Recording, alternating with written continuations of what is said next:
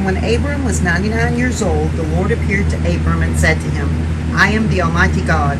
Walk before me and be perfect, and I will give my covenant between me and you, and will multiply you exceedingly. And Abram fell on his face, and God talked with him, saying, As for me, behold, my covenant is with you, and you will be a father of many nations.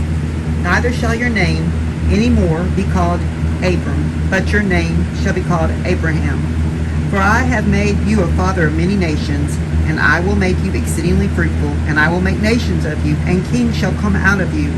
And I will establish my covenant between me and you, and your seed after you in their generations, for an everlasting covenant, to be a God to you, and to your seed after you. And I will give to you and to your seed after you the land in which you are a stranger, all the land of Canaan, for an everlasting possession, and I will be their God. And God said to Abraham, Therefore, you shall keep my covenant, you and your seed after you in their generations. This is my covenant which you will keep between me and you and your seed after you. Every man-child among you will be circumcised, and you will circumcise the flesh of your foreskin, and it will be a token of the covenant between me and you. And he that is 8 days old will be circumcised among you, every male in your generations. He that is born in the house or bought with money from any stranger who is not of your seed, he that is born in your house and he that is bought with your money must definitely be circumcised. And my covenant will be in your flesh for an everlasting covenant. And the uncircumcised male whose flesh of his foreskin is not circumcised, that soul will be cut off from his people.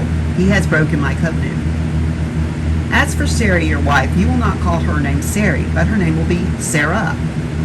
And I shall bless her and give you a son also from her. Yes, she will be a mother of nations, kings of people will be of her. Then Abraham fell upon his face and laughed, and said in his heart, Will a child be born to him that is 100 years old? And will Sarah, who is 90 years old, bear a child? And Abram said to God, Oh, that Ishmael might live before you. And God said, Sarah your wife will indeed bear a son for you, and you will call his name Isaac, and I shall establish my covenant with him for an everlasting covenant, and with his seed after him. And as for Ishmael, I've heard you. Behold, I have blessed him, and will make him fruitful, and will multiply him exceedingly. He will beget 12 princes, and I shall make him a great nation. But I shall ratify my covenant with Isaac, whom Sarah will bear to you at this set time in the next year. And he left off talking with Abraham, and he went up. So Abraham took Ishmael, his son, and all that were born in his house, or bought with his money, every male, circumcised the flesh of their foreskin on that same day that God told him. Abraham was 99 years old when he was circumcised in the flesh of his foreskin. Ishmael was 13 years old when he was.